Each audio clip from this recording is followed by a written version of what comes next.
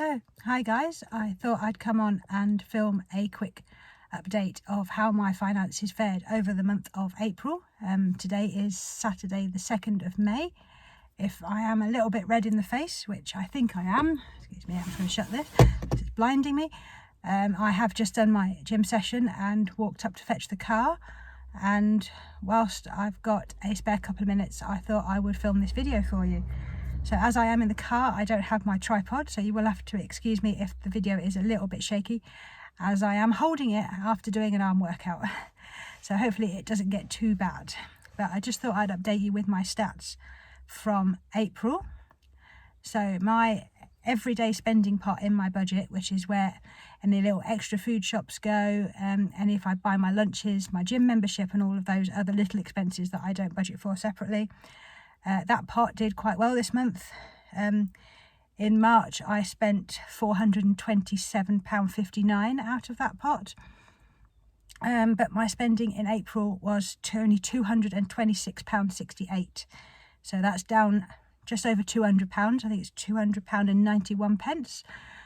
So that's definitely a good saving. I doubt I'll be able to make that much saving again, because that means I would only spend 26, and I know my gym membership's 50 quid a month, so it definitely won't be that good a saving in May. But if I can keep it down in the 200s, especially in the very low 200s, I will definitely be very happy. That will be a substantial improvement from the last few years. I'm going to try and prop up my camera so it's not actually on my hands too much, so it doesn't start shaking, because I can feel my arm shaking. Yep, so that spending is definitely down, so that is good, and any extra from obviously from that pot will end up in my savings. So as for my savings, when I add all of my savings pots and my pension pots and my ISAs together, obviously I use that total all added together, and I have the number I'm aiming at as my financial freedom number.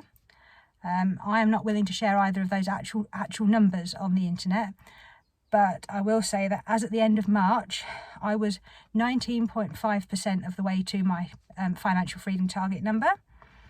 And in April we had a decent recovery, and at the end of April my pot is now at 20.3% of my target number. So that is a 0.8% increase. A lot of that was recovering what I lost in March. If I remember correctly, at the end of February I was at about 20%, so I have more than recovered what I lost in March, due to world circumstances obviously. So I'm on 20.3, which is a nice number to be on. I've broken the 20% barrier again, so hopefully it just keeps increasing. And the other numbers I've been tracking is my income from everything other than my normal full-time job, obviously, because that's the one I want to quit or reduce. So my total income for April was £80.09, which was higher than the average of the previous 3 months. My average from January to March was a total of £54.12, so it's definitely above that average, so everything's definitely moving in the right direction. And that does break down in as follows. I got £80.04 of dividend income. Obviously at the moment I am reinvesting that, so I'm not actually seeing it as income, but I am tracking it, because obviously eventually it will become my income, hopefully. The previous average for that was £54.02, so that was also above its average so far. And the other 5 pence of that was interest from the cash that's not invested in my stocks and shares ISA. The average for that so far for the year was 10 pence a month, so that was a bit lower, but that's because obviously more of my money is now invested, so that will fluctuate. So obviously I did start putting money into my ISAs again. Now it's turned into April and I've got my new allowances, so I've put money in my lifetime ISA and into my stocks and shares ISA. Obviously my stocks and shares ISA pays out reasonably constantly. My lifetime ISA, the bonus obviously comes in the month after you've paid it in. So now I'm paying in that on a regular basis. From May I should start seeing that income as well.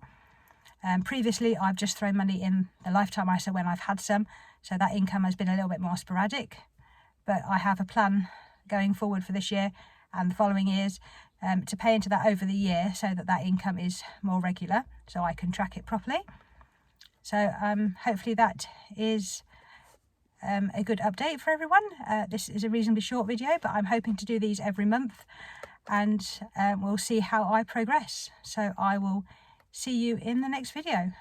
Bye.